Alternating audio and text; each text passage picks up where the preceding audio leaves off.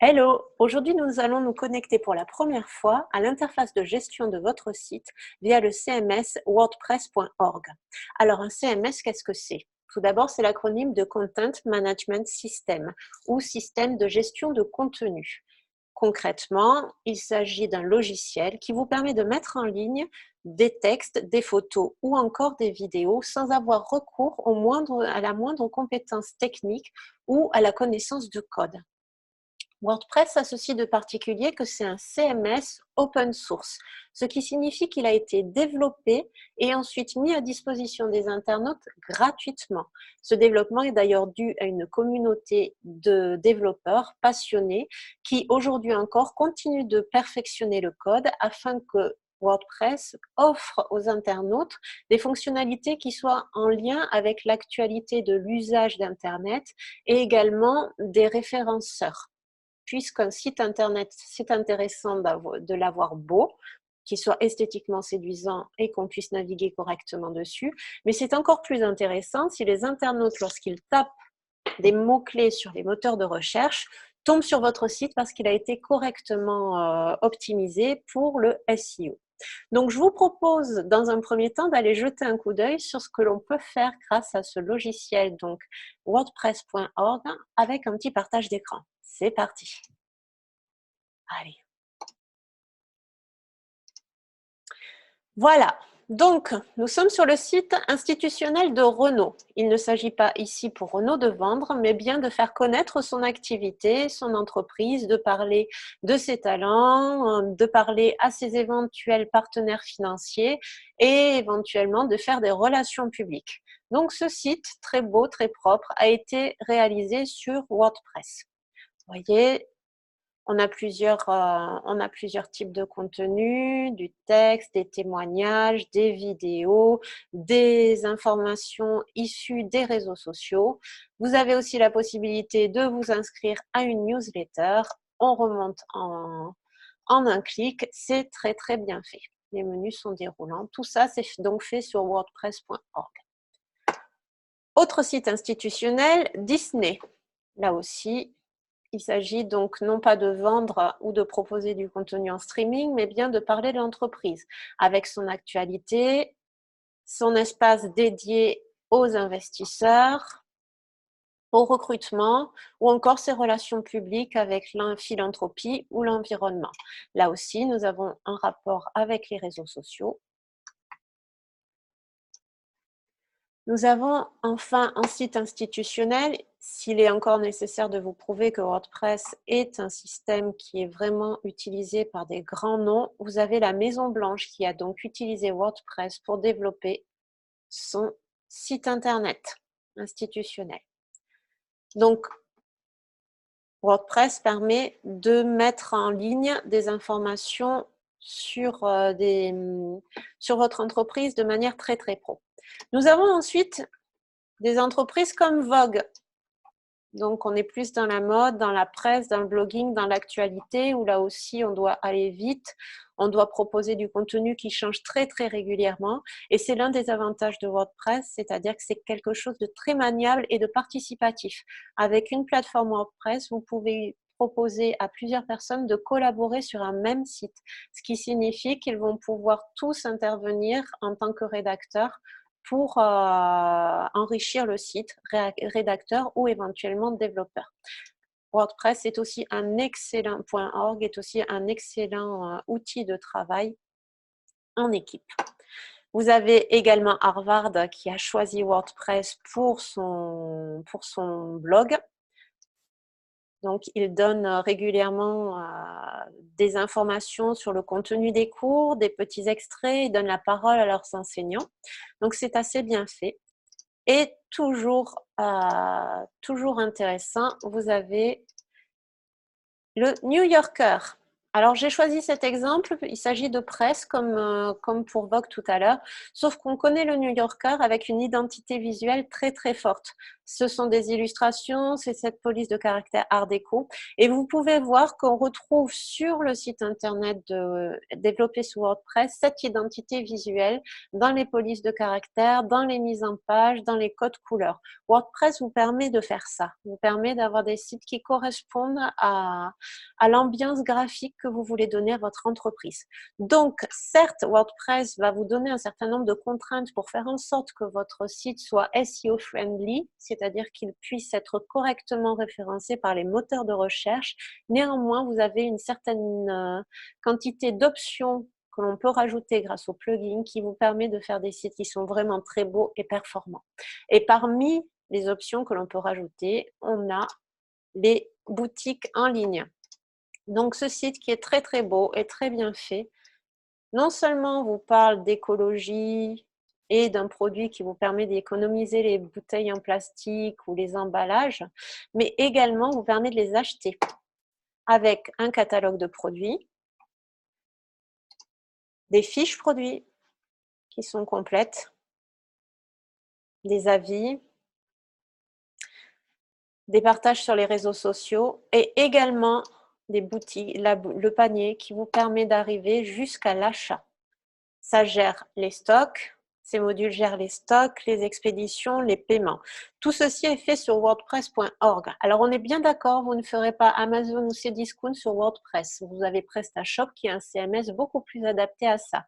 Néanmoins, si vous avez besoin de lancer un produit, donc qui doit d'abord être reconnu et s'appuyer sur une communauté, WordPress.org va être un bon moyen de créer donc du trafic et du référencement tout en associant à votre site une partie marchande. Donc voilà, je vais juste vous finir de vous présenter WordPress.org en comparaison de solutions non open source comme WordPress.com. Donc WordPress.org, si vous regardez le site, nous y sommes là, il n'y a aucune proposition de prestations monnayées. Vous avez juste la possibilité de télécharger le logiciel. En revanche, pour fonctionner avec le WordPress.org, il va vous falloir acheter un nom de domaine et un hébergement. Donc, voici OVH, qui est l'un des principaux fournisseurs de noms de domaine. Pardon, je vais y arriver.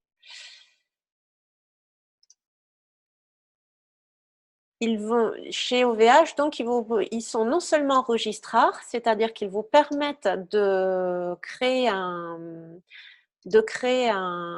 nom de domaine, mais ensuite, ils vous permettent d'acheter un hébergement. Excusez-moi, je cherche. Voilà, hébergement de site. Voilà, nous allons aller dans l'offre. Je vais y arriver, pardon. Dans l'offre perso, qui est la première offre que l'on peut sélectionner avec une base de données pour pouvoir utiliser WordPress.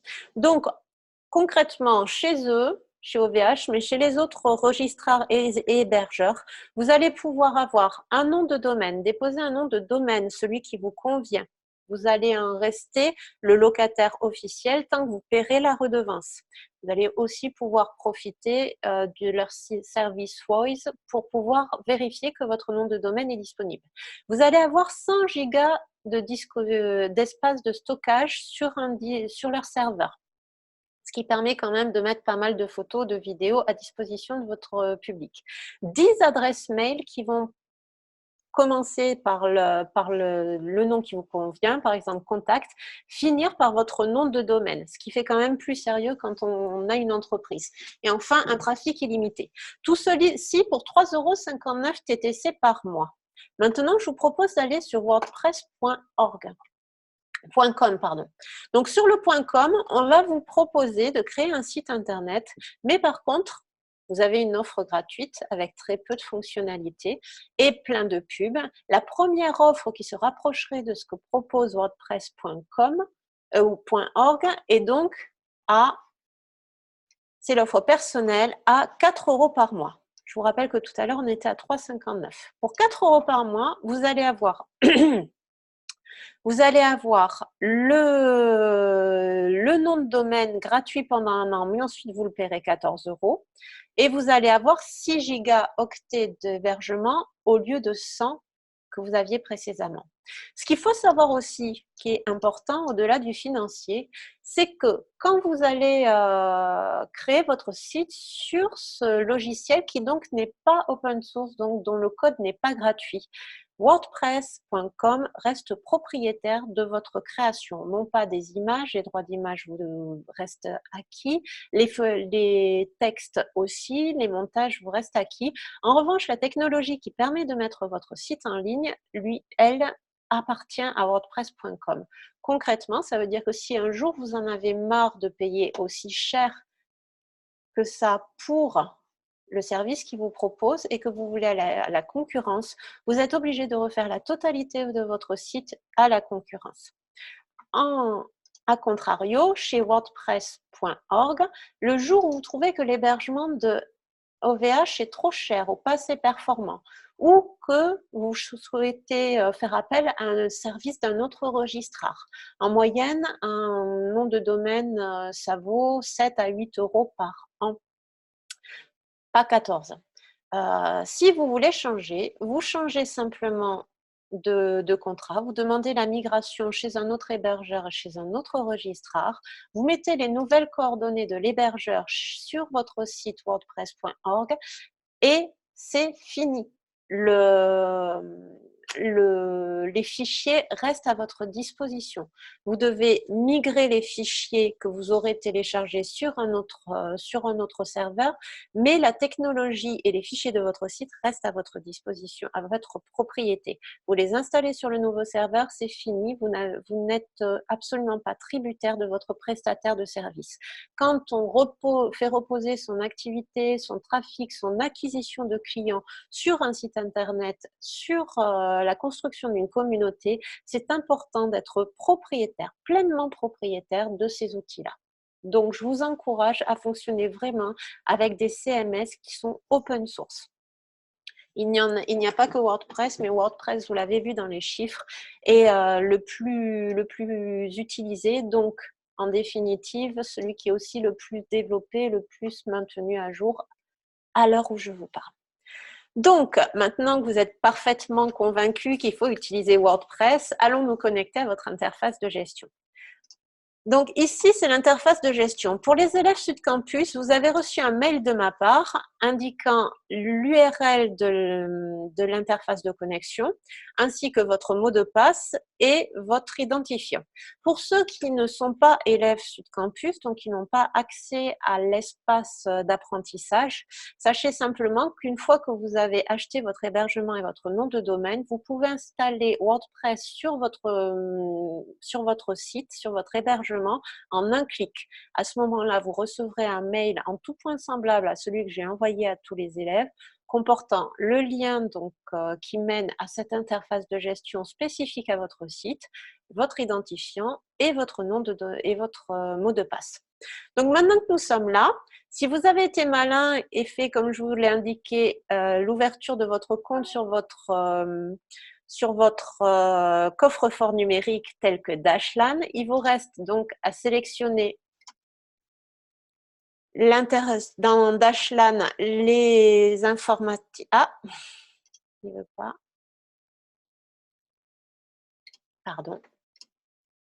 Je me suis trompée de code. Donc, à sélectionner les systèmes d'administration et vous vous trouvez là, à présent, dans votre interface de gestion qui va vous permettre de créer des articles, des pages, de modifier l'apparence de votre site et de créer des menus pour une arborescence qui convertissent parfaitement vos usagers. Voilà, nous avons fini pour l'instant sur la question de la connexion à votre interface. Je pense que vous avez bien compris ce qu'est WordPress, comment on s'en sert, ce que l'on peut en faire. La prochaine fois, nous verrons comment rajouter des plugins à WordPress histoire de le muscler un peu et enfin comment créer des pages optimisées.